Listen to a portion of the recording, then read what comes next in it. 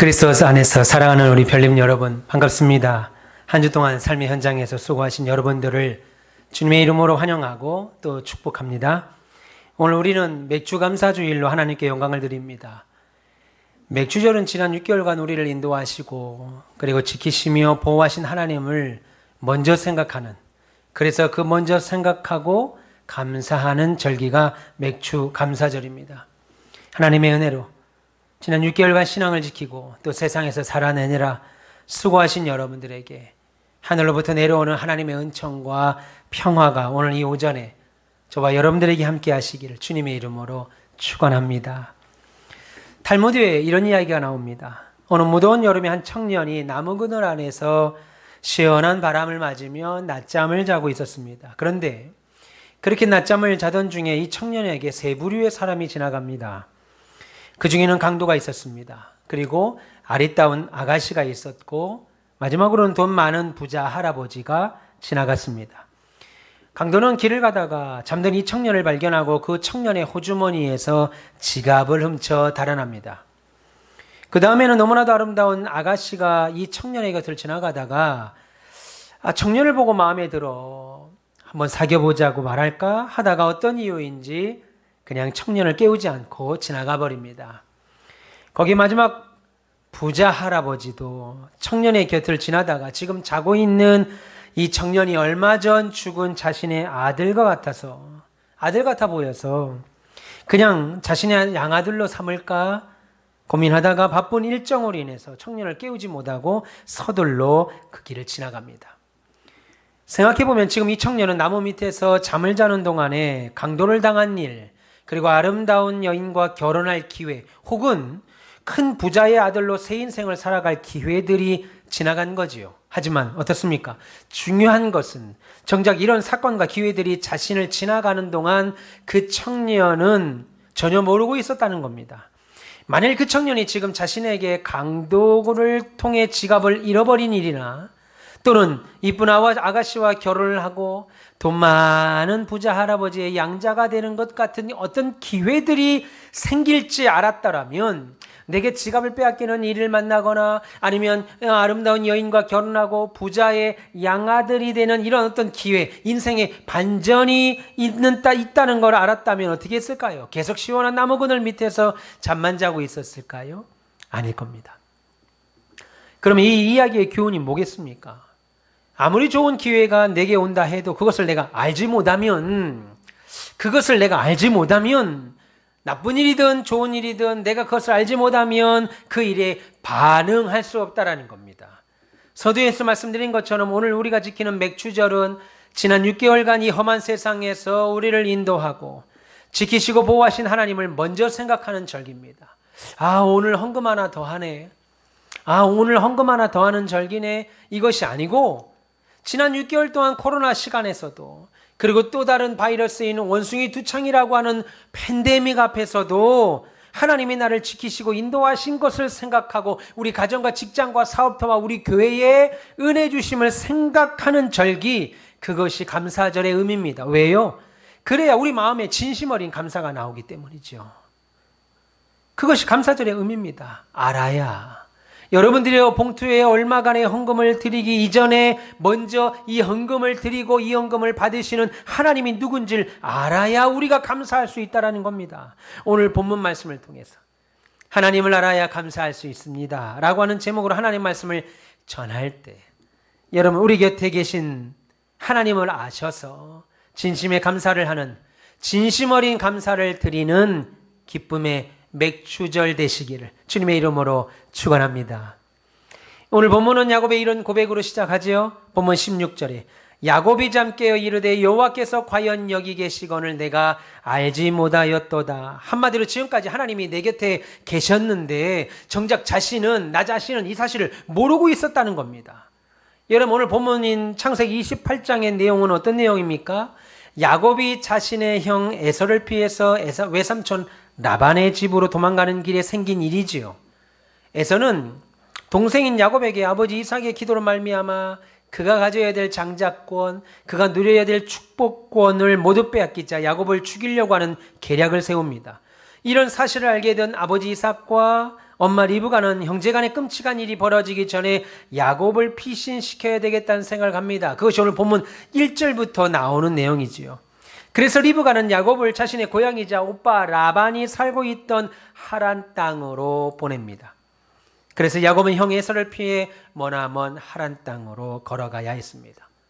그 길은 수개월이 걸리는 그 먼 길이죠. 그 먼 길을 일행도 없이 혼자 가야 하는 것은 밤에는 들짐승들의 위험이 있었고 여행 중에는 낮에는 강도들을 만나 고통 가운데 있을 수 있는 매우 위험하고 두려운 길이었습니다. 거기에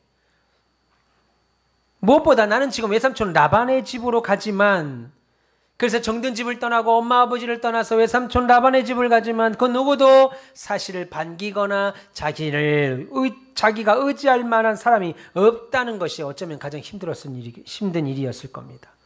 생각해 보시면 사실 야곱은 어떤 사람입니까? 집에서 엄마를 도와 가정일을 했던 사람입니다. 그래서 힘든 사냥보단 집에서 곱게 자란 사람이었어요. 그런데 이제 외삼촌 라반의 집에 가게 되면 어떻습니까? 아시는 대로 21년간 양을 치고 몸으로 힘든 노동의 삶을 살아야 했습니다. 한평생 야곱은 그런 노동의 삶을 살지 않았을 거예요. 어쩌면 그것은요, 사냥을 좋아하고 야곱보다는 더 외향적인 성향을 가진 그의 형 에서에게 더 잘 어울리는 일일지도 모르겠습니다. 야곱이 형 에서 대신 아버지 이삭으로부터 축복의 기도를 받았지만, 그런데 어째요? 사실 눈에 보이는 것은 이제 야곱에게는 고난의 길. 한마디로 야곱은 고난길로 접어든 거지요. 어쨌든 이런 여러 가지 위기들이 지금 야곱이 하란으로 가는 여정 가운데 있었고, 거기서 야곱은 알 수 없는 자신의 앞날들과 미래로 인해서 하루하루 불안과 두려움으로 하란까지 걸어갔을 겁니다. 그렇게 집을 떠나 마침내 가나안 땅이 거의 끝나는 지점까지 도착했어요. 그래서 한평생 자신은 평생 가나안 땅이라고는 벗어나 본 적이 없었던 야곱.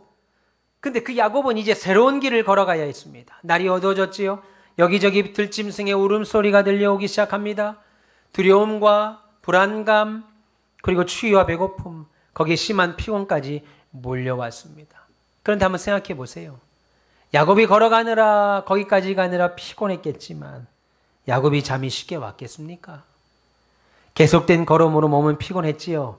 그런데 형에 대한 두려움, 그리고 미래에 대한 염려, 나는 이제 어떻게 되는 것이냐, 집으로 다시 돌아갈 수는 있는 것이냐, 이런 것들로 쉽게 잠을 잘 수 없었을 겁니다.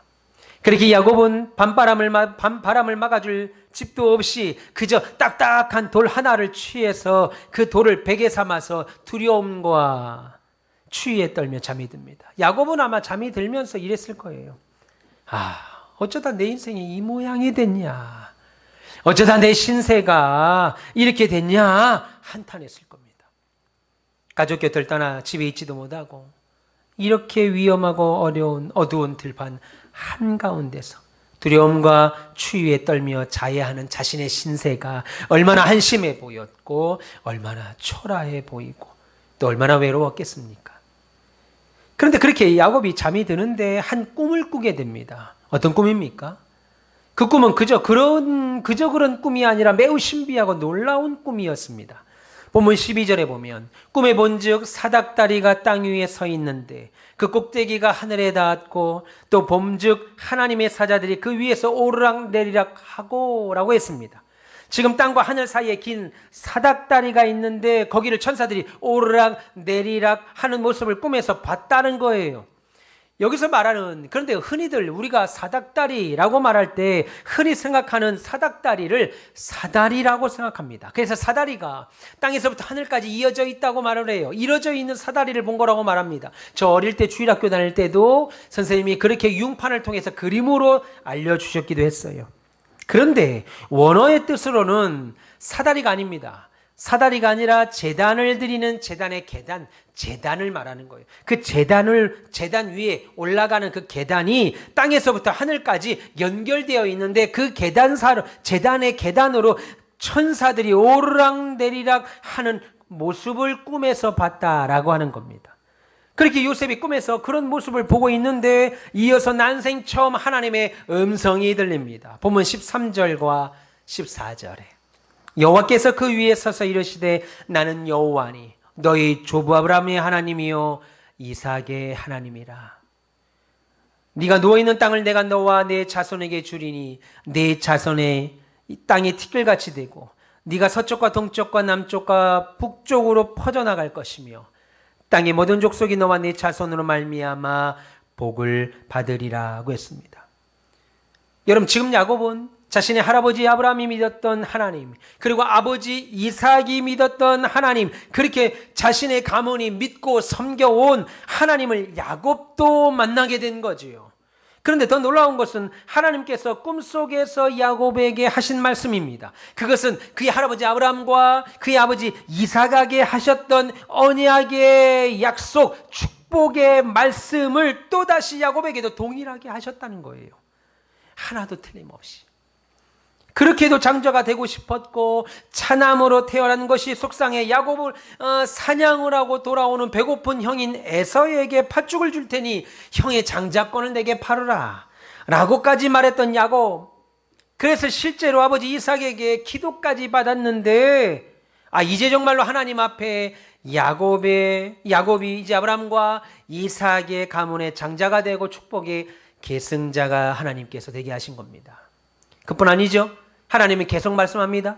야곱과 함께 하시고 야곱을 지키시고 보호하실 것을 약속합니다. 너희 자손이 하늘의 별처럼 바닷가의 모래알처럼 번성하고 너희들 자녀들이 어딜 가든 복의 근원이 될 거라는 축복의 메시지뿐만 아니라 내가 너와 함께 할 것이고 너를 지킬 것이고 네가 어딜 가든지 내가 보호할 것이라고 말씀하시는 거예요. 본문 15절에 내가 너와 함께 있어 네가 어디로 가든지 너를 지키며 너를 이끌어 이 땅으로 돌아오게 할지라 내가 내게 허락한 것을 다 이루기까지 나는 너를 떠나지 아니하리라 라고 하셨어요. 한마디로 무슨 말입니까? 두려움과 미래에 대한 두려움, 미래에 대한 염려, 내가 앞으로 어떻게 될 것이냐, 외삼촌 하란의 집에 가면 나는 또 어떤 삶을 살아야 될 것이냐 라고 하는 두려움과 불안에 떨었던 야곱에게 하나님이 찾아와 뭐라고 말씀하시냐면 아브라함과 이삭에게 하셨던 축복의 말씀뿐만 아니라 내가 너를 지키고 보호하고 인도할 것이다. 네가 어디를 가든지 내가 너희 할아버지 아브라함과 네 아버지 이삭에게 하였던 것처럼 네가 어딜 가든지 내가 너와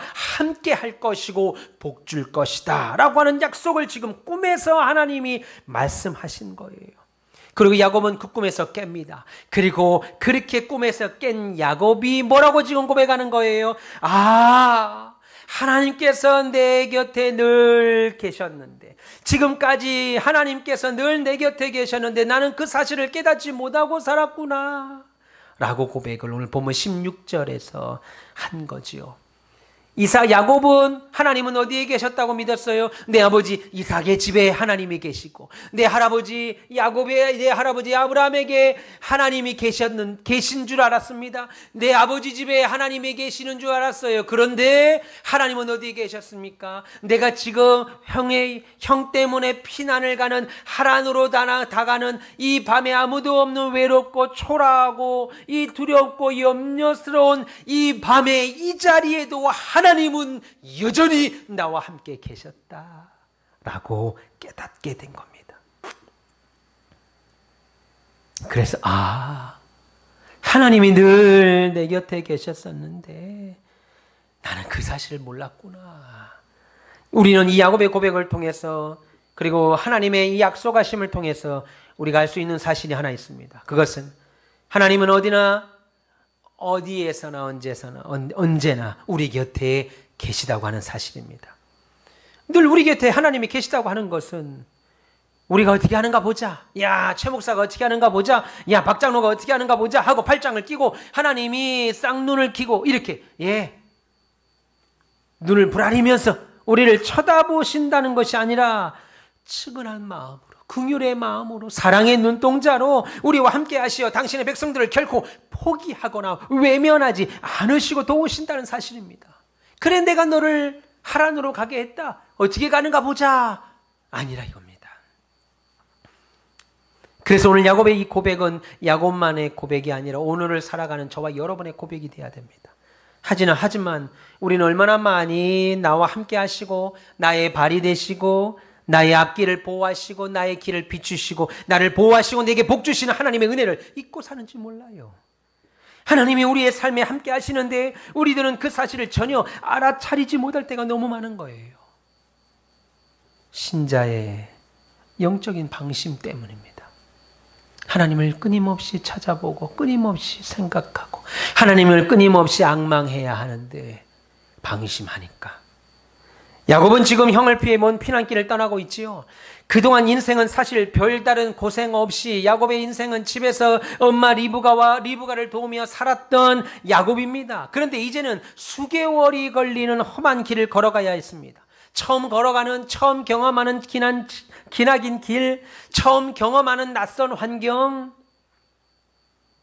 그것으로 야곱의 몸과 마음은 너무나도 피곤했을 겁니다. 그리고 아무도 없는, 앞으로 나는 어머니도 없고 아버지도 지금 내게 없는데 나는 어떻게 되는 건지, 나는 이제 외삼촌 집에 가면 어떻게 되는 건지, 집으로 다시 돌아올 수는 있긴 한 건지, 온갖 염려와 두려움으로 고통의 눈물도 흘렸을 겁니다. 아버지께 기도는 받았는데 눈으로 보는 것은 축복이 아니라 오히려 저주를 받은 것 같은 마음이었을 겁니다. 그런데 놀랍게도 그렇게 두려움과 외로움으로 힘들어하고 있을 그때 야곱은 하나님을 알게 됩니다. 여러분, 하나님은 우리를 기쁠 때도 하나님이 계시다는 걸 깨닫게 되지만 우리의 상당수는, 아니 절대 다수는 고난 중에 하나님을 깨닫게 됩니다. 아이러니하지요. 그래서 성경은 고난이 우리에게 유익이다 라고 말씀하는 겁니다. 왜요? 그때 하나님을 찾기 때문이죠. 하나님을 간절히 간구하기 때문입니다. 고난이 우리로 하여금 하나님을 찾기 때문이에요.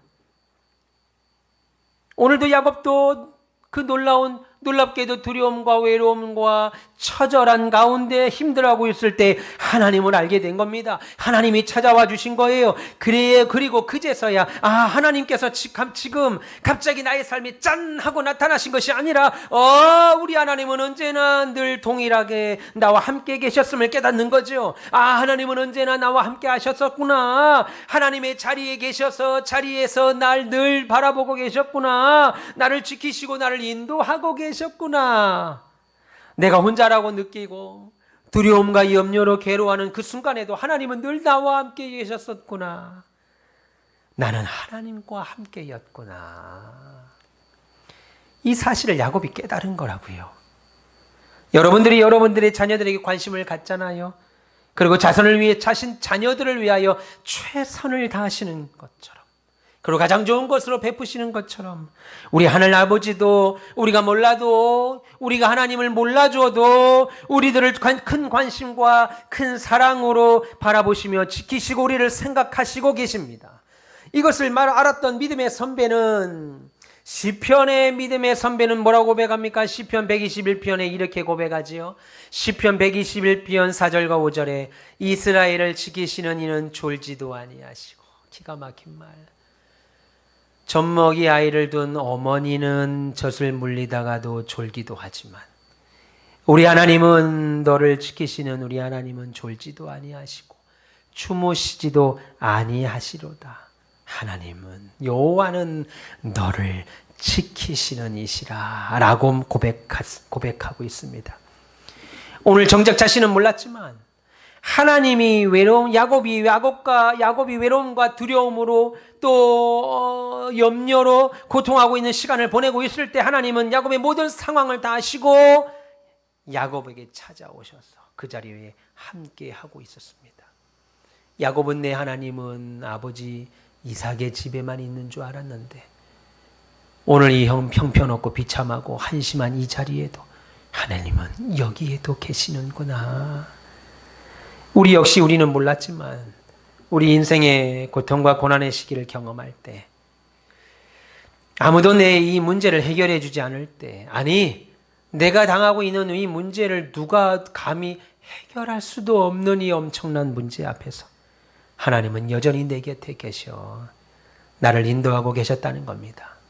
그래서 우리는 지금 여기까지 오게 된 거예요. 그래서 우리는 지금 여기까지 와서 이 시간에 예배를 드리고 있는 겁니다.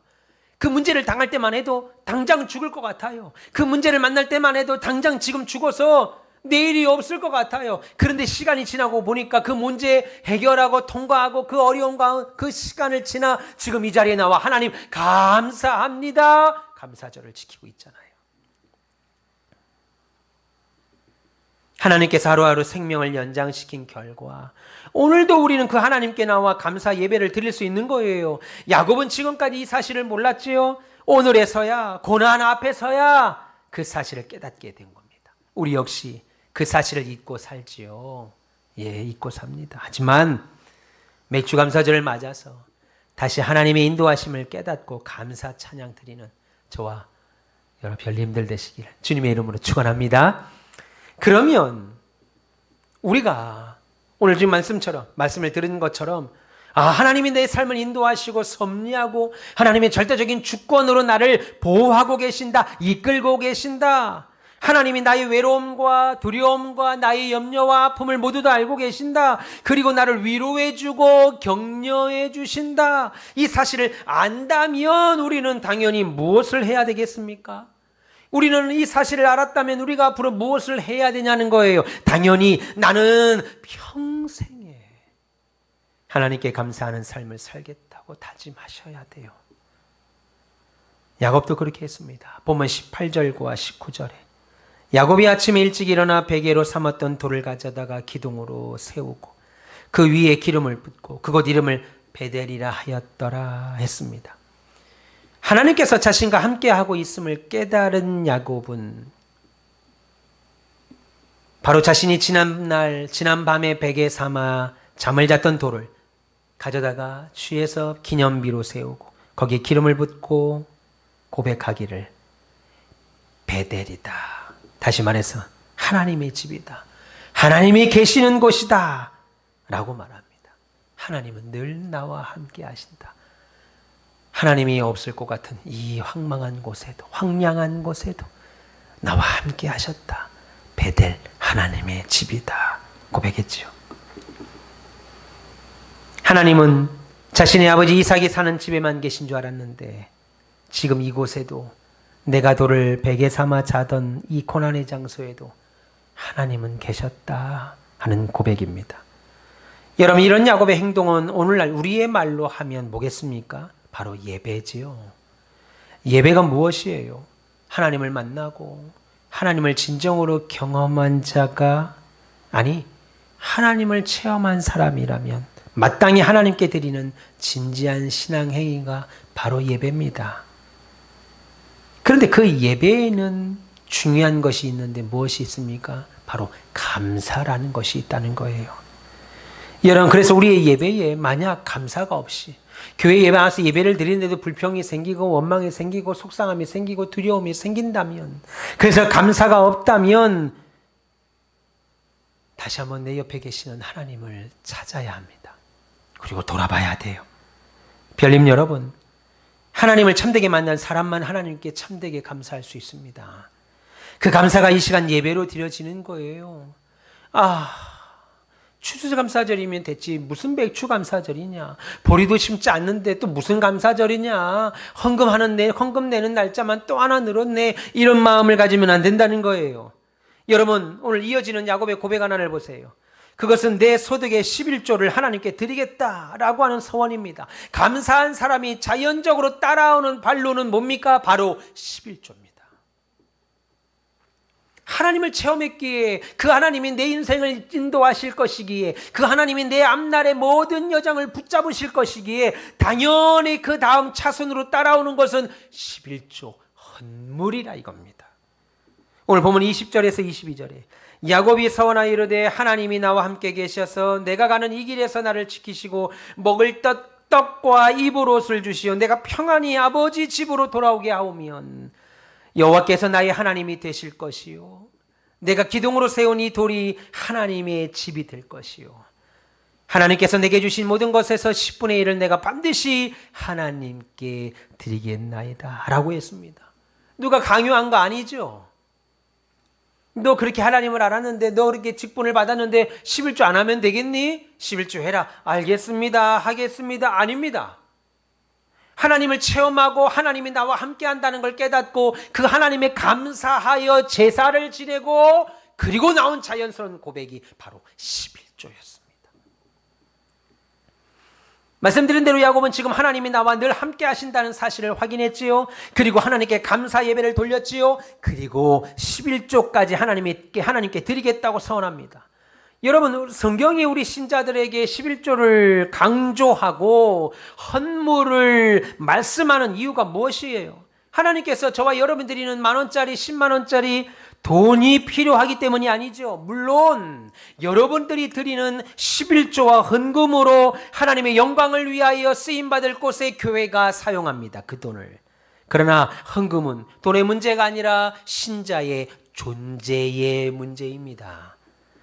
여러분, 고린도후서 8장을 보시면요, 사도 바울이 마게도니아 교인들에게 예루살렘 교회가 어려워졌으니 유대 성도들을 위하여 헌금을 좀 해서 그들을 돕자라고 말을 합니다. 그러자 마게도니아 교인들이 얼마나 많은 헌금을, 희생적인 헌금을 보내왔는지 바울이 고린도후서 8장을 보면 칭찬하면서 이렇게 말합니다. 여러분, 여기서 지금 말하고 있는 마게도니아 교인들은 어느 교인이냐면 빌립보 교회와 데살로니가 교회를 말합니다. 특별히 데살로니가 교회는 어떤 교회입니까? 바울이 데살로니가에 가서 3주 정도밖에 있지 않았는데, 그 사이에 개척을 하고 그들과 함께 3주밖에 있지 않았는데 훗날 다른 사람들을 통해서 데살로니가 교회 성도들이 얼마나 헌신하고 얼마나 노력을 하고 극한 가난에도 하나님의 나라를 위하여 수고한다는 소식을 듣죠. 바울이 그리하여 너무나도 놀랍고 또 놀라워서 그들에게 부활의 소망을 알려주기 위하여 쓴 책, 그것이 바로 데살로니가 전후서입니다. 여러분, 빌립보 교회와 데살로니가 교회를 총칭해서 마게도니아 교인이라고 그러는데, 마게도니아 교인들에게 예루살렘 교회가 어려워지자 바울의 권유로 자신들도 어려우면서 유대 교인들을 위하여 헌금을 힘있게 했다는 거예요. 그래서 그것을 바울이 뭐라고 말하냐면 고린도후서 8장 1절부터 4절에 이렇게 말합니다. 형제들아, 누구에게 말하는 거예요? 고린도 교회 성도들에게 말하는 거죠. 얘야, 고린도 교회 성도들아, 하나님께서 마게도니아 교회들에게 주신 은혜를 내가 너희에게 꼭 말하고 싶으니, 마게도니아 교회 누구라고 그랬어요? 빌립보 교회와 데살로니가 교회. 내가 너희들에게 꼭 말하고 싶으니, 환난의 많은 시련 가운데서 그들의 넘치는 기쁨과 극심한 가난이 그들의 풍성한 연보를 넘치게 했다. 그들이 돈이 많아서 부유해서 헌금한 것이 아니라 그들이 얼마나 환난 가운데 있었고 얼마나 극심한 가난 가운데 있었는지 너희들이 아는데도 불구하고, 내가 아는데도 불구하고 그들의 헌금이 넘치도록 풍성했다. 내가 증언하노니 그들이 힘대로 할 뿐 아니라 힘에 겹도록 할 뿐만 아니라 오히려 힘에 지나도록 자원하여서 이 은혜와 성도 섬기는 일에 참여함에 대하여 오히려 우리에게 간절히 구했다. 바울 목사님, 또 돈이 필요하면, 또 연보가 필요한 곳이 있다면, 또 우리가 도와야 될 교회가 있다면 꼭 말씀해 주세요. 참 기가 막힌 말. 그러면서 5절에 뭐라고 말합니까? 바울이 뭐라고 그래요? 이 예물은, 이 일은, 이 현상은, 이 헌신은 우리가 바라던 것뿐 아니라, 우리가 그토록 그들에게 바랬던 것뿐 아니라, 그래서 우리가 예루살렘 교회에 연보를 좀 해줬으면 좋겠다라고 했던 그 바라던 것뿐 아니라, 돈이 먼저 온 것이 아니고, 쉽게 말하면 이겁니다. 돈이 먼저 온 것이 아니라 그들이 먼저 자신을 주께 드리고 그 하나님의 뜻을 따라 우리에게 준 것이다. 무슨 말이에요? 우리에게 돈을 보내왔지만 내가 볼 때 그들은 내게 돈을 보낸 것이 아니라 자신을 먼저 주님께 드리고 하나님의 뜻을 따라 이 돈을 우리에게 준 것이다. 돈을 준 게 아니라 자신을 드린 것이다, 그 말입니다. 마게도니아 성도들이 헌금을 드리는데 그것은 돈만 드린 것이 아니라 먼저 자신들을 하나님께 드린 것이라고 말하는 거예요. 여러분들이 드리는 11조, 감사, 건축, 선교, 문서 헌금, 여러 목록들로 하나님께 일정량의 물질을 준비하시지요. 오늘도 그렇게 드렸잖아요. 특히 오늘같이 절기 헌금이나 감사절 헌금이나 11조 같은 것은 적게는 한 주부터 많게는 한 달 전에 여러분들이 미리 준비하여 주일날 예배 시간에 드립니다. 여러 작정 헌금들도 그렇게 드립니다. 내가 가진 것들 중에 하나님께 드려야 될 물질을 계산하여서 헌금 봉투에 넣지요. 혹은 헌금 봉투에 넣어두지 않더라도 내가 얼마를 드려야지, 내가 이번 맥주 감사절에는 얼마를 헌금해야지 하고 결정하여 돌아오는 주일에 하나님께 헌금을 준비합니다. 그런데 많은 사람들이 헌금은 교회 나와서 헌금 바구니에 내가 헌금을 넣을 때, 헌금 봉투에, 헌금 바구니에 헌금 봉투를 넣을 때 하나님께 드려진다고 생각해요. 그러나 여러분, 하나님이 정작 사실 우리의 예물을 받으시는 때는 이미 우리가 집에서, 이미 우리가 수일 전에, 수주일 전에, 한 달 전에 우리가 집에서 하나님께 드리기 위하여 따로 떼어놓아 구별해 놓을 때, 혹은 이미 내 마음에 이번 감사절은 이렇게 헌금해야지, 이번 11절은 내가 이렇게 기쁨으로 드려야지, 내가 이번 주에 이렇게 한 달에 한 번씩 하는 작정 헌금은 내가 이렇게 해야지, 감사 헌금은 이렇게 해야지 라고 미리 생각하고 준비할 그때 이미 하나님께는 드려진 거라 이겁니다. 그래서 헌금 시간에 헌금을 준비하여 드리는 것은 사실은 내가 이미 드린 예물을 다시 한번 하나님께 드린다는 가시적인 표현입니다. 한마디로 11조나 헌금은 삶에서 먼저 우리의 모든 것이 주님의 것입니다 라고 하는 고백의 행위잖아요. 그러니까 여러분이 마음속에 나는 얼마를 드려야 되겠다 생각할 그때, 나는 얼마를 드려야 되겠다라고 이미 집에서 미리미리 준비하여 봉투에, 헌금 봉투에 담을 때 이미 하나님은 받으신 것. 그러니까 여러분 그 헌금에는 손을 대면 안 되겠지요. 이번 주 11조를 내야 되는데, 내가 화요일날 급하게 돈을 낼 돈이 있는데 먼저 좀 쓰고 금요일쯤 돈 들어올 날이 있으니까 넣어서 다시 헌금하자. 거의 불가능합니다. 그때 돈이 안 생겨요. 다시 또 쓸 돈이 생겨서 헌금을 넣을 만한 돈이 안 생긴다고요. 왜요? 이미 하나님은 헌금을 받지 않기 때문입니다.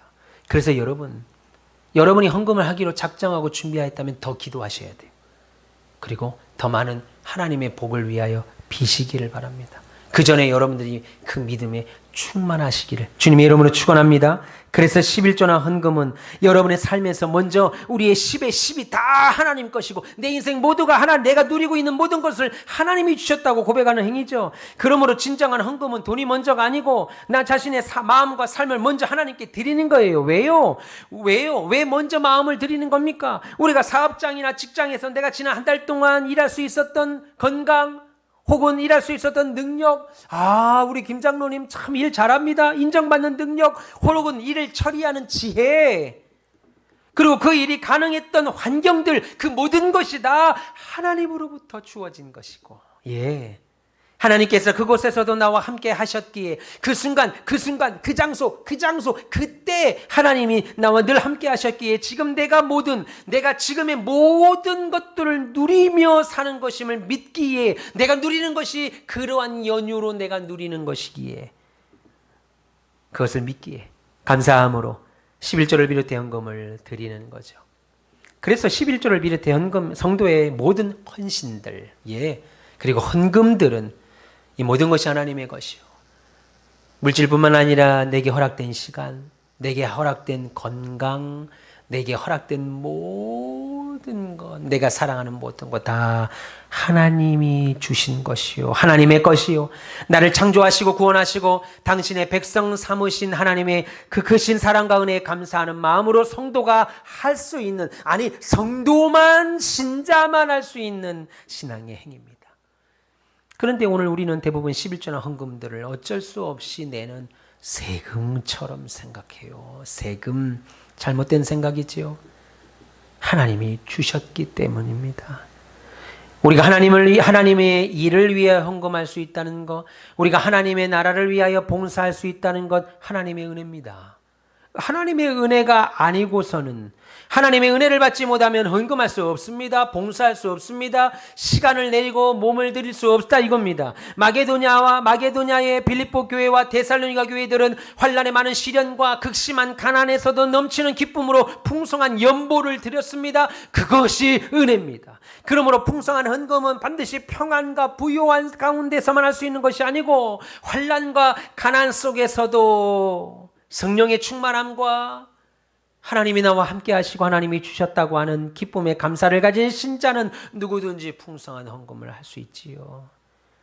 한마디로 내가 가진 모든 것, 내가 사랑하는 이 모든 것은 하나님이 주신 것이라고 아는 자가 자원하여 드릴 수 있는 것이 감사, 헌금입니다. 11조입니다. 헌신입니다. 말씀드렸습니다. 헌금뿐 아니라 우리가 드리는 헌신조차 모두 하나님을 알아야 할 수 있는, 이것은 하나님이 주셨다라고 알아야 할 수 있는 행위들이죠. 제가 석박사를 졸업한 학교의 전 총장이셨던 조병수 교수님이라는 분이 계십니다. 근데 그분이 얼마 전에 이런 간증을 하시더라고요. 조병수 교수님 신학교 동기가 이제 은퇴를 앞두고 이제 후임으로 이 교수님께 전화해서 당신 제자 중에 마음에 드는 괜찮은 목사님 있으면 한 분을 좀 천거해 달라라고 하는 전화를 받으셨대요. 그래서 자신의 제자들 중에 선교사로 나가려고 했는데 그의 사모님이 극히 반대하여 선교사로 나가지 못한 한 목사님이 계셨답니다. 그래서 그 목사님이 불현듯 생각나서 그 목사님께 천거를 했습니다. 후임 목사로 천거한 거죠. 그리고 그 교회를 가게 됐습니다. 그리고 한 3개월 정도 지난 후에 이제 은퇴를 앞두고 있는 그 목사님께서 전화 왔습니다. 조 목사님. 예. 목사님이 천거해 준 그 목사님이 좀 문제가 있는 것 같다. 그래서 전화를 좀 했다. 이 얘기를 하더라는 거예요. 무슨 문제입니까? 3개월 전 우리 교회 오면서부터 주일날 낮 예배가 끝나면 식사도 하지 아니하고 사라진다는 거예요. 그리고 그 교회가 저녁 예배를 드리는데 저녁 6시쯤 될 때 거의 저녁 예배 6시 예배 다 돼서 헐레벌떡 교회를 뛰어온대요. 그러면 온 몸에 땀으로 양복이 다 땀에 젖고 와이셔츠가 땀에 젖었고 얼굴이 빨개져서 헐떡헐떡 숨을 몰아치며 교회에 들어온다는 거예요. 목사님께서 여러 번 그걸 경험하니까 이상하다. 그래도 아무 말 하지 않고 있었는데 하루는 한 권사님이 목사님 드릴 말씀이 있습니다. 그리고 목사님께 상담을 요청해 왔다는 거예요. 그래서 하시는 말씀이 목사님, 우리 교회 후임으로 오시는 목사님이 조금 문제가 있는 것 같습니다. 왜요? 그 권사님이 교회에서 한 20분, 30분 정도 떨어진 아파트 단지로 이사를 가셨는데 교회 예배를 끝나고 집에 가면 식사를 하고 봉사를 하고 집에 가면 후임으로 오신 목사님이 그의 사모님과 어린 자녀들과 함께 놀이터에서 하루 종일 놀다 간다는 거예요. 주일마다. 이 목사님이 얼마나 놀랐겠습니까? 그리고 그 목사님을 불렀습니다. 목사님, 내가 이런 얘기를 들었는데 사실입니까? 예, 사실입니다. 목사님, 주일날 예배 끝나면 교인들과 식사도 하면서 교제도 해야 되고 또 성경 공부도 있고 교회 학교 모임도 있고 청년 대학부 모임도 있는데 그래서 주일날 오후가 가장 목회자에게는 바쁜 일인데 목사님, 어떻게 주일날을 사모님과 아이들과 함께 운동장에 가서 놀이터에 가서 그렇게 하루 종일 놀다 교회 옵니까? 그렇게 하지 마세요 라고 말을 했다는 거예요. 그랬더니 그 목사님이 하는 말이, 목사님, 예, 말해보세요. 저는 목회보다 가정이 더 소중합니다. 이렇게 말하더라는 거예요. 그래서 어떻게 하면 좋겠냐? 목사님, 조 목사님 어떻게 하면 좋겠냐? 하고 전화 온 거예요. 그러자 목사님이 매우 언짢아 하면서 당장 자르라, 당장 내보내라, 당장 교회에서 내쫓으라 라고 말씀하셨던 일화를 제가 들었습니다. 여러분, 그는 사모님이 반대하여 선교를 나가지 못한 것이 아니라 하나님이 막으신 거죠. 여러분, 그는 목사임에도 불구하고 자신이 사랑하는 아내와 자신이 사랑하는 그 자녀들, 그리고 자신이 누리고 있는 그 시간조차도 모두 어디서 왔는지 알지 못한 자입니다. 목사임에도 내가 사랑하는 아내, 내가 사랑하는 내 두 자녀들, 내가 소중하게 여기는 오늘 이 하루 누구에게 왔는가, 누구에게서 왔는가, 누구를 통해 왔는가 전혀 모르는 사람. 그러니 당연히 주님이 주신 복된 날인 주일조차 주를 위해 봉사하거나 헌신하거나 주를 위해 드릴 수 없는 목사가 되어버렸다는 거예요. 그런 목사에게 하나님이 교회를 맡길 리가 없지요. 우리가 드리는 헌신, 우리가 드리는 물질, 하나님을 알아야, 이것이 하나님께로 왔고 하나님께 감사함을 알아야 할 수 있는 일입니다. 그러므로 여러분들은 참 복이 있는 사람, 하나님 앞에 감사할 줄 아는 분인 줄 믿습니다. 사랑하는 가오미세 별님 여러분, 어제는 6월 25일 한국 전쟁 기념일이었습니다. 오늘 6월 26일. 여러분, 우리는 6.25 세대가 아니라 전쟁에 대한 기억이 없지요.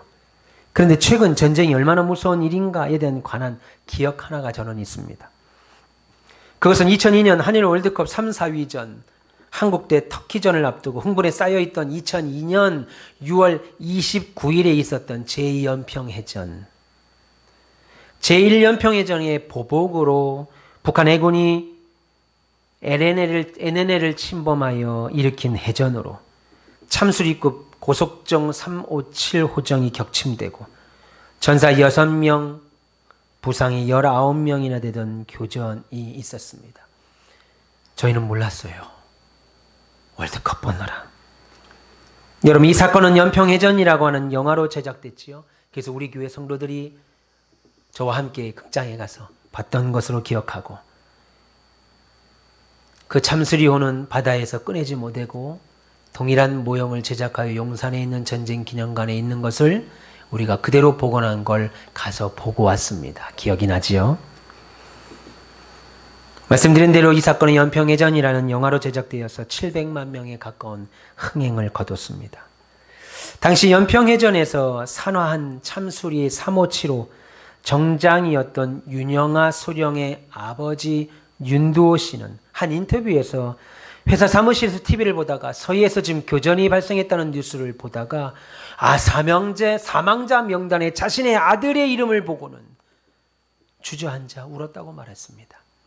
불과 보름 전에 방송 인터뷰에서 아들 윤소령이 월드컵 기간에도 서해 전선은 이상 없이 철통 경비를 우리가 서고 있습니다 라고 늠름하게 말했던 아들이 하루아침에 2주 만에 그렇게 전사자로, 사망자로 전사하게 된 거예요.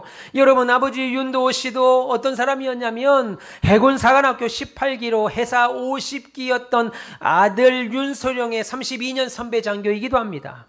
근데 더 놀라운 것은 이들 부자가 정확히 32년의 간격을 두고 북한 측과 해상에서의 교전을 벌였고 국가를 위해 몸을 던진 공통점이 있습니다.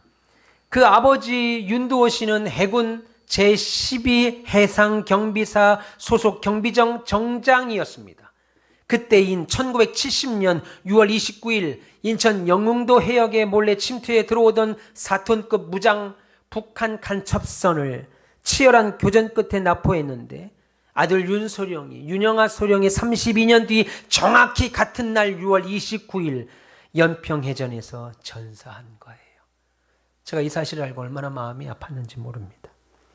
이 일로 아버지 윤두호 씨는 당시 인원 무공훈장을 받았고 윤영아 소령은 1계급 승진하고 전사 후에 충무 무공훈장을 주서받았습니다.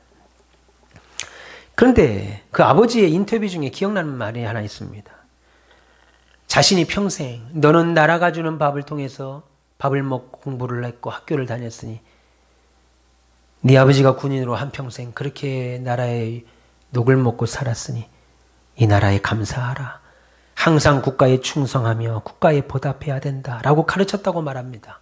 그랬더니 뭐라고 말하냐면 어릴 때부터 아버지의 말을 참 잘 듣더니 마지막까지도 제 말을 따르고 떠났습니다 라고 울먹거리며 인터뷰하는 내용이 기억납니다. 참고로 이 윤영아 소령은 시흥에서 태어난 시흥 출신입니다. 여러분, 우리가 하나님이 나와 함께 계신다는 사실을 모를 때는 절망과 낙심 가운데 인생 살 수 있습니다. 여러 가지 고난 가운데 넘어지고 쓰러지는 경험도 할 수 있습니다. 윤영아 소령이라는 분이 내 나라를 위하여 내가 월드컵 열렬히 응원하고 있을 때 수많은 사람들이 총에 맞고 젊은이들이 팔다리가 잘려나가고 이 나라 서해 바다를 지켰다는 것을 몰랐을 때는 TV 앞에서 저도 그렇게 응원했습니다. 그렇게 터키전과 한국전에서 한국이 이겨라, 목이 외쳐라, 목이 터져라 외쳤습니다. 근데 그들의 은혜를 알면 어찌 그들에게 감사하지만 않을 수 있겠습니까?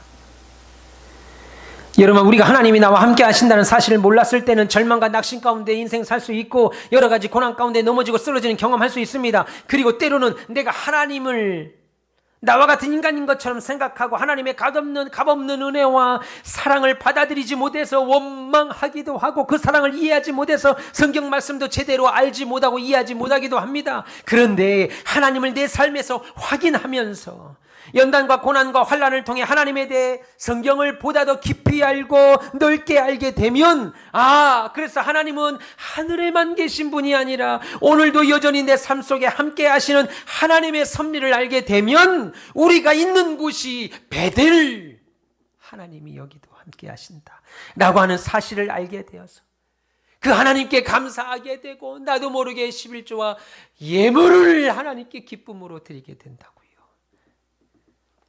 그래서 하나님이 나처럼 변덕장이 하나님이 아닌, 능력 없는 하나님이 아닌 신실한 사랑과 은혜의 하나님을 알게 됩니다. 과거에는 몰랐지만 하나님에 대한 신실한 사랑에 대해서 알고 하나님의 은혜에 대해서 알고 주님의 마음과 그분의 뜻을 알게 된다는 거죠. 그러면 기억하게 됩니다. 잊지 않게 됩니다. 제2연평해전 우리를 위하여 서해바다를 목숨 바쳐 지켰던 날이 6월 29일 잊지 않게 되죠. 그러면 우리는 하나님께 이렇게 고백할 겁니다. 함께 외칩시다. 주님, 몰랐지만 알았으니까 이제 알았으니까 이제는 말씀대로 살겠습니다. 아멘. 이제는 순종하며 살겠습니다. 아멘. 이제는 헌신하겠습니다. 이제는 감사하며 살겠습니다. 여러분, 이 고백이 저와 여러분의 고백 되시기를, 우리 가온빛의 모든 별님들의 고백 되시기를, 남은 인생의 감사와 하나님을 알아 기쁨으로 사는 저와 여러분 되시기를 주님의 이름으로 축원합니다. 할렐루야. 기도하겠습니다. 하나님 감사합니다.